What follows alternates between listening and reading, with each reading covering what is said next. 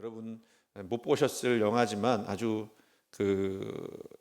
뭐랄까 의미 있는 영화가 있었습니다. 2000년에 나왔던 영화인데 우리 영화로는 페이 포워드라고 하는 제목으로 상영이 된 것 같아요.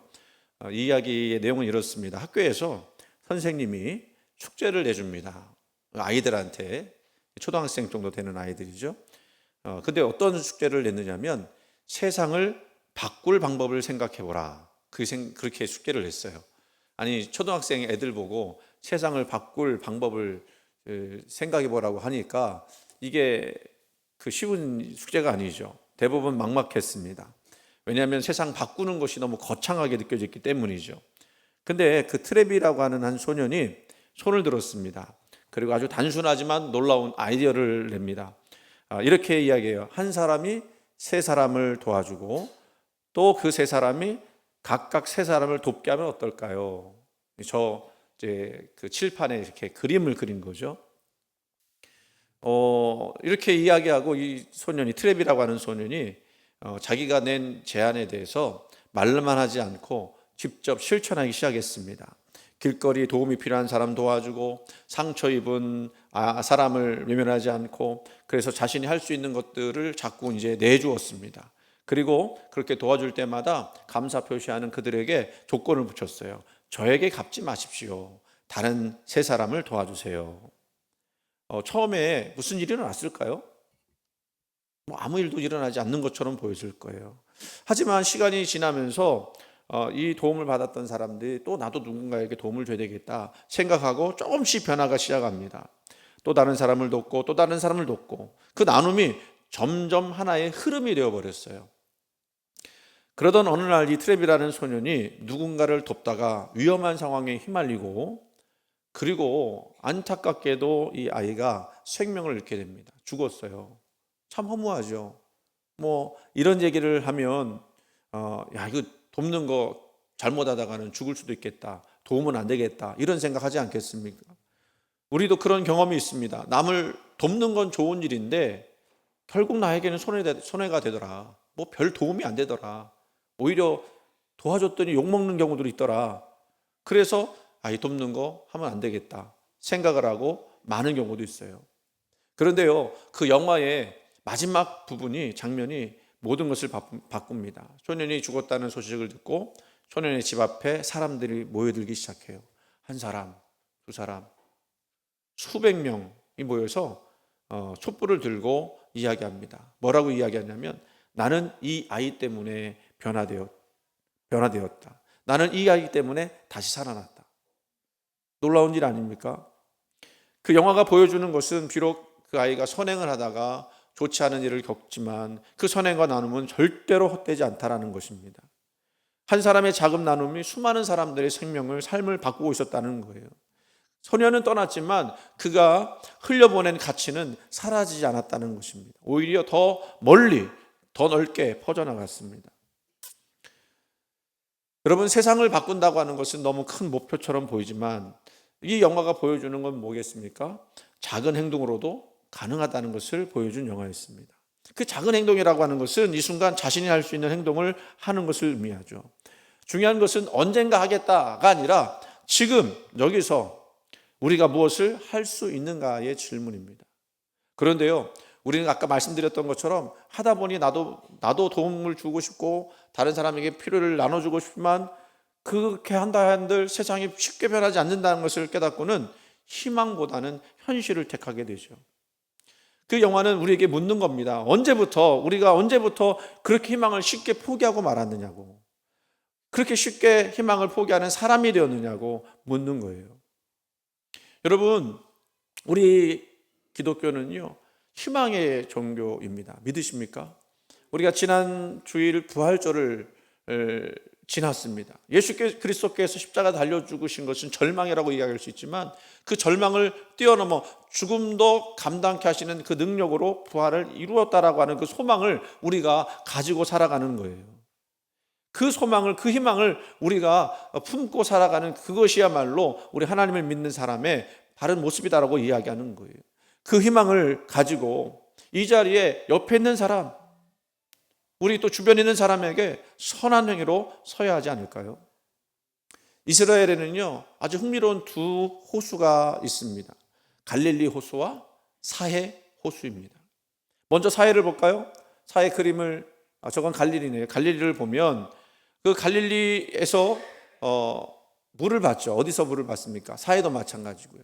저 위에 있는 요단강에서부터 흘러내려오는 물을 받습니다. 우리 가보신 분들 아시겠지만 갈릴리 정말 넓고 크잖아요. 또 가고 싶죠? 지금은 못 가요. 네. 호수는 물이 들어오죠. 그리고 어떻게 하죠? 또다시 흘러나갑니다.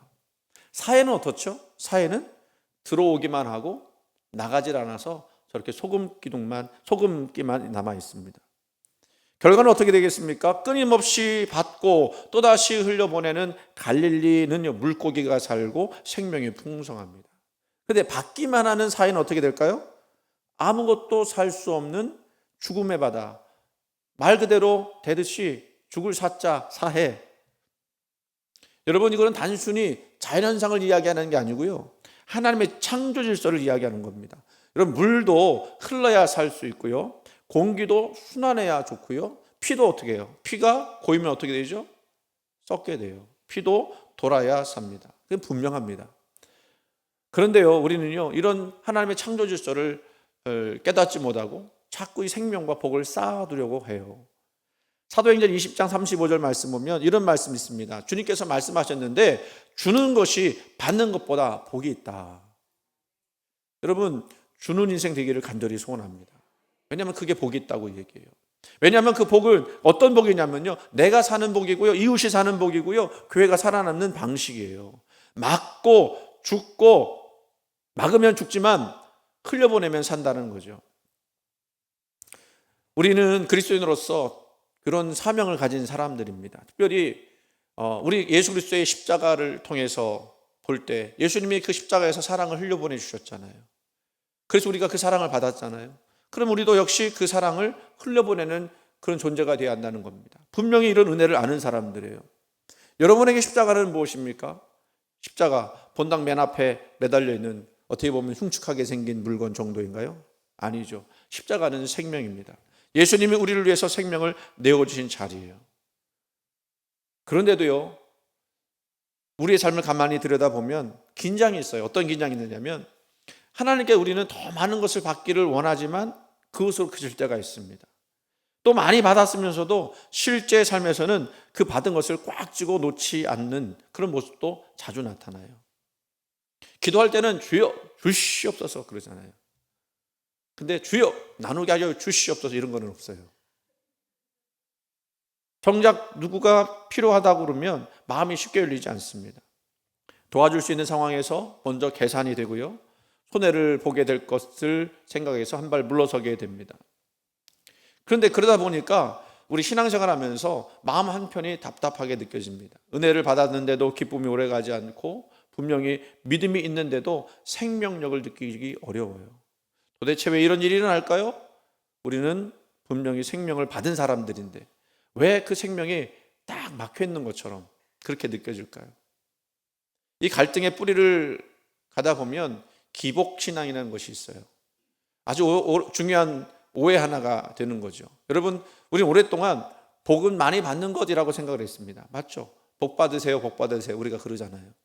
근데 그렇게 생각하다 보니까 더 많이 가지는 것이 더 큰 복이라고 자연스럽게 믿어왔습니다. 그래서 교회에서도요, 돈 잘 버는 사람만 저 사람은 복 받은 사람이다 이런 생각을 하게 됐다는 거예요. 예수님은요, 누가복음 12장에서 그러한 것을 염두에 두시고 어리석은 부자 이야기를 하시죠. 그 부자는 농사가 너무 잘 돼서요, 그 더 큰 창고를 짓고 그가 얻은 생산물을 쌓아두었습니다. 아주 잘한 거죠. 여러분, 이것은 잘못됐다는 얘기가 아니에요. 직업 윤리상 아무 문제가 없어요. 자기가 땀 흘려서 일한 것에 대해서 소득을 올리고 그것을 창고에 쌓아둔 거예요. 우리식으로 말하면 돈 많이 벌어서 은행에 쌓아뒀다는 겁니다. 그게 세상 사람들의 방식이고 어쩌면 저와 여러분이 가지고 있는 삶의 방식이기도 해요. 그래서 이 부자는 그러한 삶을 만끽이나 하듯 이렇게 말하죠. 이제 평안히 먹고 마시고 즐기자. 좋죠? 여러분도 그랬으면 좋겠죠? 네. 이제 은퇴하면 그렇게 되고 싶지 않습니까? 근데 이 말씀 끝에 하나님의 음성이 들립니다. 하나님은 그를 향해 어리석은 자다 그렇게 이야기해요. 왜 그럴까요? 아니 열심히 일한 죄밖에 없잖아요, 이 사람. 근데 왜 어리석다고 그렇게 이야기할까요? 그럼 성경에 보면요, 하나님 잘 믿은 부자들 있습니다. 뭐 대표적으로 아브라함 같은 경우, 또 이삭 같은 경우 100배 축복을 받았잖아요. 근데 왜 이 부자에게만 어리석다고 했을까? 뭐 오늘 본문대로 한다면 그는 쌓아두기만 할 줄 알았지 흘려보낼 줄은 몰랐다는 거예요.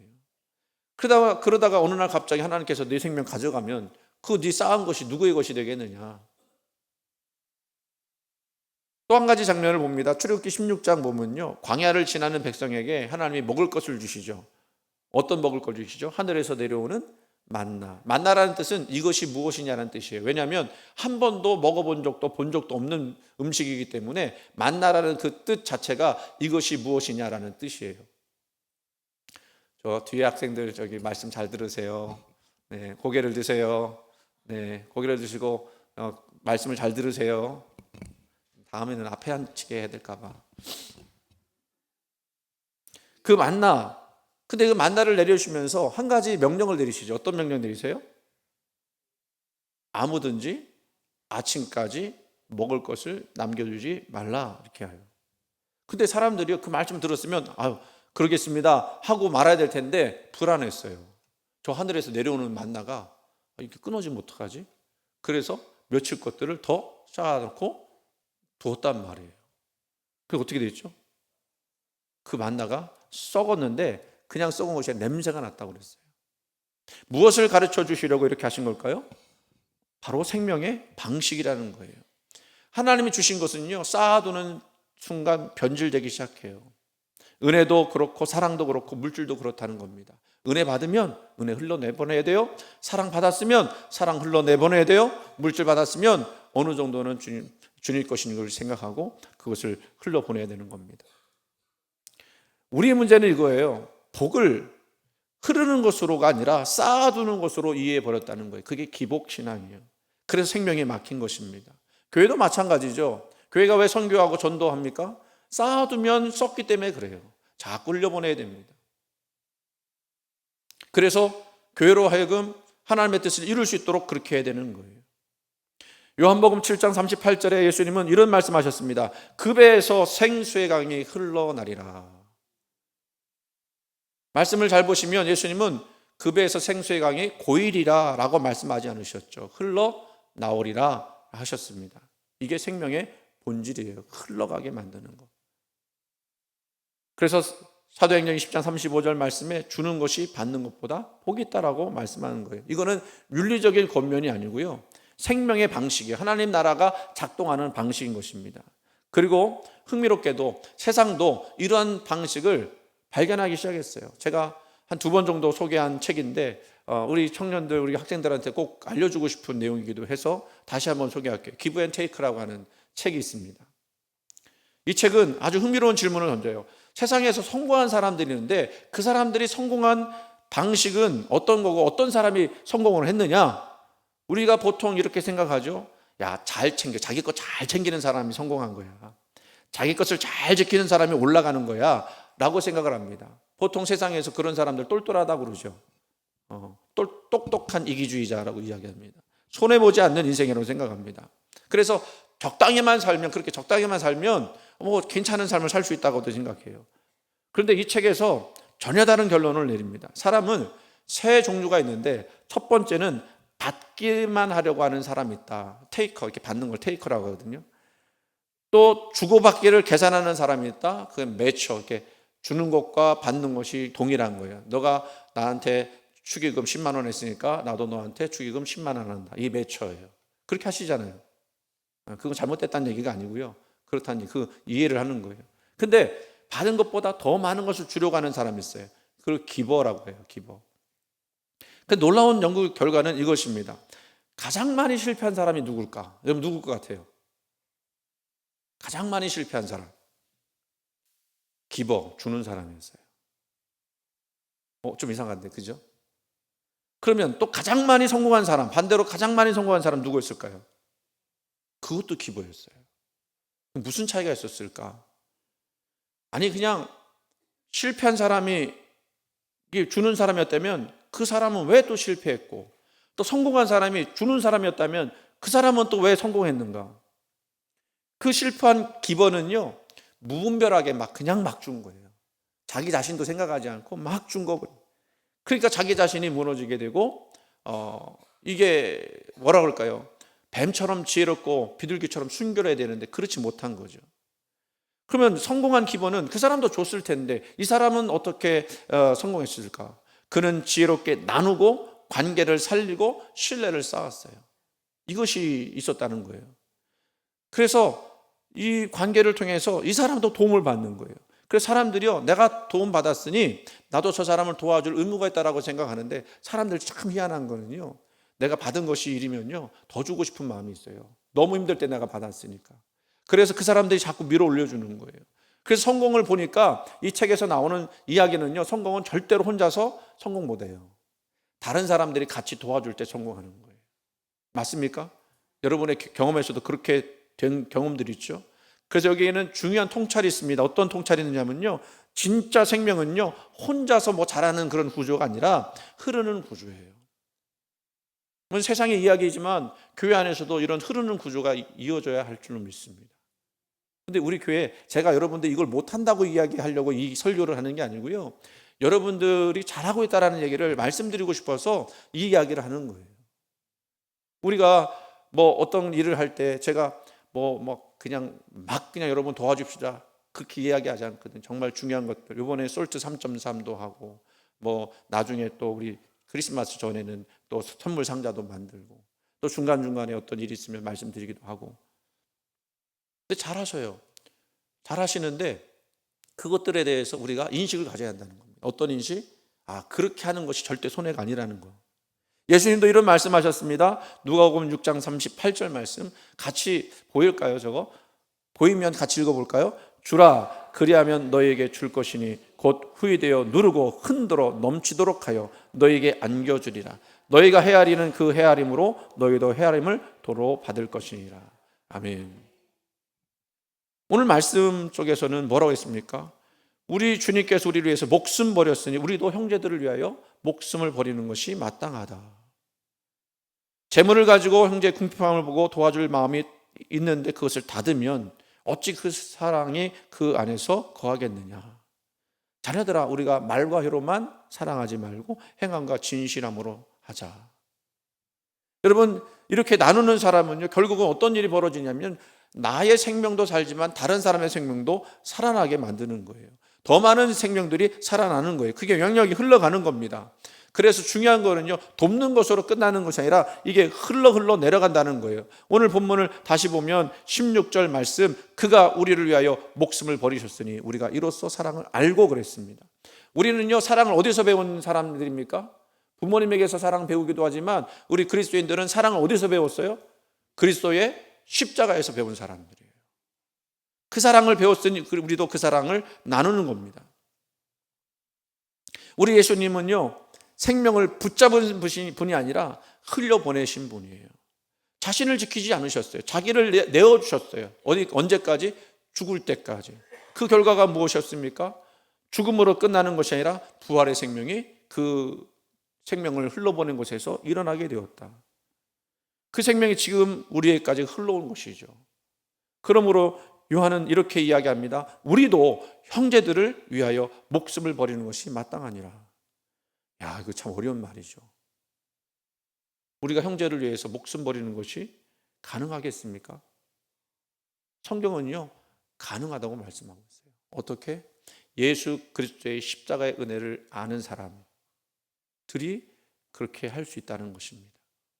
물론 우리가 그런 상황이 닥치지 않았으니까 우리가 함부로 그렇게 한다 안 한다 이야기하기는 어려워요. 그런데요, 믿음의 사람들 중에는요, 그런 상황이 닥쳤을 때 기꺼이 자기 생명을 내어주는 사람도 있었던 것을 우리는 압니다.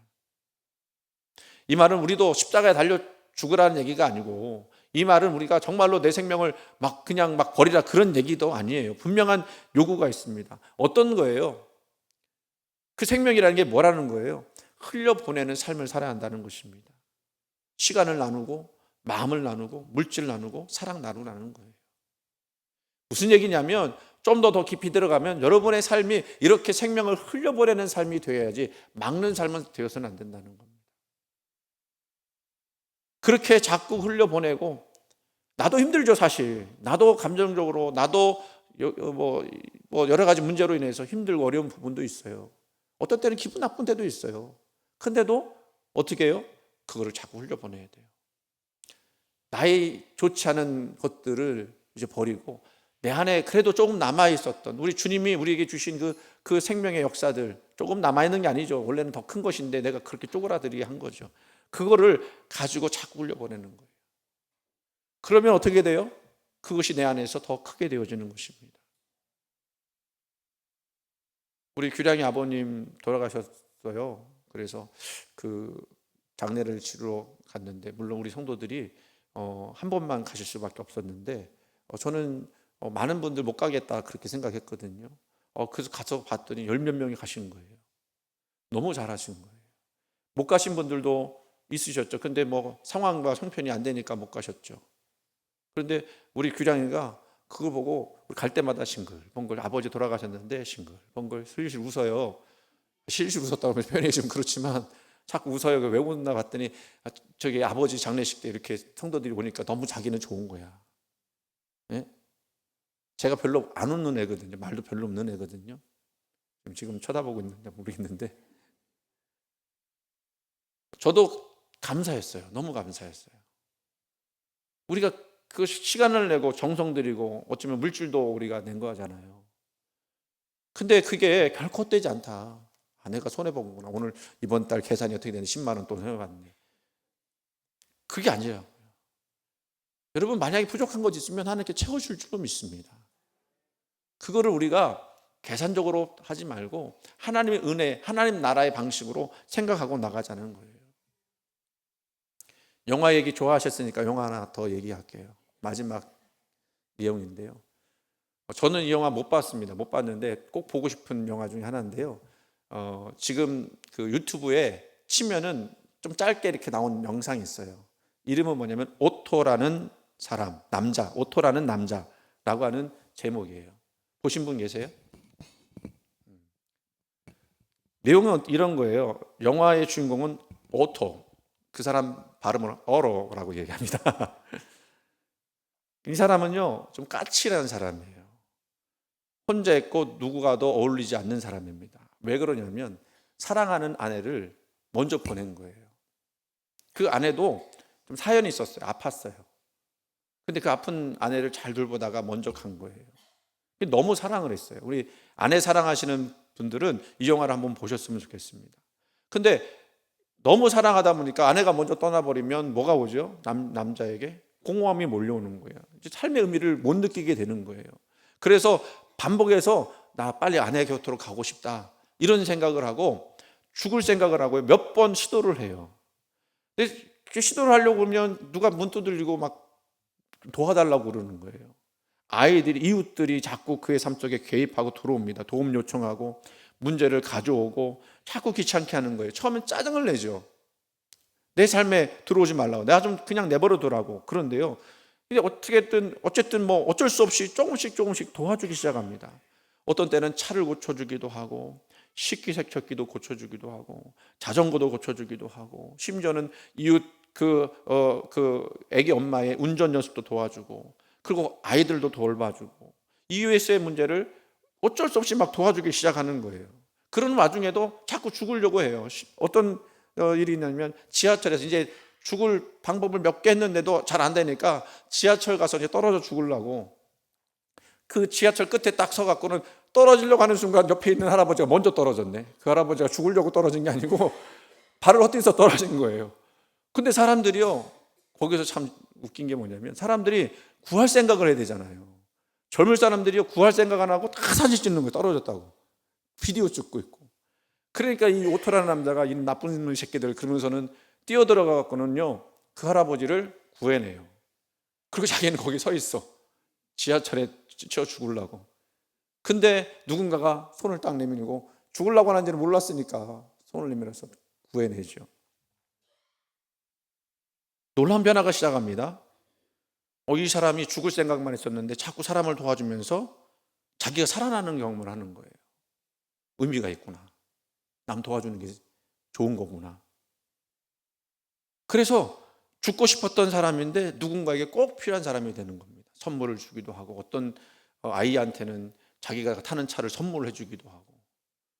그리고요, 그렇게 해서 그 앞집 그 이웃과 너무 잘 행복하게 사는 거예요. 물론 이분이 나중에 이제 지병이 있어서 아침에 못 일어나죠. 그 옆에 이웃이 매일 아침 눈이 치워졌는데 눈이 안 치워진 걸 보고 이상하다고 해서 찾아가 보니까 이제 심장마비로 돌아가신 거예요. 유언장이 있었어요. 내가 가지고 있는 이 차 너희들 가져가라. 내가 나머지 남겨놓은 이 물질은 너희들 아이들을 위해서 써라. 그리고 갔어요. 그 내용만 보면 참 감동적이에요. 여러분, 제가 이 영화 얘기, 영화 이야기를 해드려야 여러분 재미있어 들을 것 같기도 해서 이제 말씀을 드렸습니다만, 여러분 이런 이야기는요 사실 많아요. 그렇죠? 우리 알기도 잘 알아요. 모르는 게 아니죠. 그런데 우리는 자꾸 뭐 하죠? 받기만 하는 것에 익숙해졌어요. 자꾸 나누려고 해야 되는데. 여러분, 하나님은 우리의 인생을 저수지로 부르시지 않고 흘려보내는 인생으로 부르셨다는 사실을 믿으시기 바랍니다. 복은요 받는 것으로 끝나지 않아요. 나눌 때 비로소 완성이 되고요. 은혜도 마찬가지예요. 은혜도 내가 받은 은혜가 있으면 자꾸 나눠 보내세요. 그 나눌 것도 없다 그러면 이렇게 하시면 돼요. 인사라도 반갑게 합시다. 어떤 분은요 인사를 먼저 해야 인사하는 분 계세요. 그렇게 살 필요 없잖아요, 여러분. 목사는 이렇게 지나가면 인사를 받는 사람들인데 목사가 지나가도 인사를 안 하는 사람도 많이 있어요. 그래서 제가 먼저 인사해요. 기분 나쁘지만. 그냥 지나가는 얘기고요. 여러분 인사합시다. 한번 인사해볼까요? 안녕하세요. 반갑습니다. 또 만났네요. 오늘 하루 좋은 하루 되기 바랍니다. 왜 안 하세요? 자꾸 하셔야 돼요. 연습해야 돼요. 연습. 여러분 사랑한다는 말도 연습해야 돼요. 우리가 흘러보내는 인생이 되기를 바랍니다. 그런데요 어느 사람은요 진짜로요 어느 사람이 정말 반갑게 인사하는 그 인사를 보고 다시 살 소망을 가졌대요. 작은 것이 아니라는 거예요. 우리 주님이 너무 큰 사랑을 보여주셨기 때문에 내가 그 사랑 내가 받았는데 그 큰 사랑 내가 해야 되나 싶은 부담감이 있을 수 있어요. 근데 그게 아니고 작은 것부터 시작해 보면 여러분의 삶에 기쁨이 있습니다. 여러분의 영혼이 살아나는 역사가 있을 줄 믿습니다. 마무리로 제가 여러분들 한편으로는 칭찬드리고 싶은 것들이 있어요. 눈에 보이지 않게 헌신하고 봉사하는 분들 계십니다. 우리 정혜정 원사님 이거 꽃 하는 거 꽃을 참 이렇게 너무 이쁘게 해서 볼 때마다 감사하고 그러는데 또 감사의 말씀을 한번 드리고 싶어요. 그렇죠? 또 그 후에 식당에서 주방에서 또 안내로 또 어제는 또 아이들 또 뭐 한다고 뭐 치킨도 하고 뭐도 하고 하신 분들도 있고 또 어떤 일이 있으면 같이 가주겠다고 이렇게 또 헌신해 주시는 분도 계시고 가만히 생각해 보면 참 감동스러운 것들이 많이 있어요. 여러분들 그거 사실은 누가 매일 하는 거기 때문에 칭찬 못 해드릴 수도 있어요. 저는 칭찬해 드립니다. 근데 그거 칭찬 못 들을 수 있지만 그거 하나님께서 기뻐하신다고 하는 사실을 기억하시고 이 일로 인해서 누군가가 살아난다고 하는 사실에 여러분 자부심과 기쁨을 가지시길 바랍니다. 그리고 이거는 하늘에 쌓아두는 것이라고 생각하세요. 하나님 기뻐하시는 일, 내가 작은 거지만 이 작은 봉사 헌신을 통해서 자꾸 쌓아두고 있구나. 땅에 쌓아두는 것이 아니라 사실 쉽지가 않은 부분도 있습니다. 뭔가 하려면 용기도 필요하고 욕먹을 각오도 해야 해요. 뭔가 새로운 거 하면 욕도 하잖아요. 그런데 그거 다 이겨내고 다른 사람들을 위해서 수고해 주는 거예요. 그렇잖아요. 그죠? 그렇기 때문에 여러분 귀한 것입니다. 이렇게 흘려보냄이 여러분 삶 가운데 일어나길 바라요. 교회에서만 아니라 여러분 세상에서도 여러분이 살고 있는 곳에서도 자꾸 흘러나가고 친절을 베풀고 사랑을 나누는 그런 일들이 벌어지기를 주의 이름으로 이제 축원을 드립니다. 그것이 부활을 경험한 우리 성도들의 생명 나눔인 줄로 믿습니다.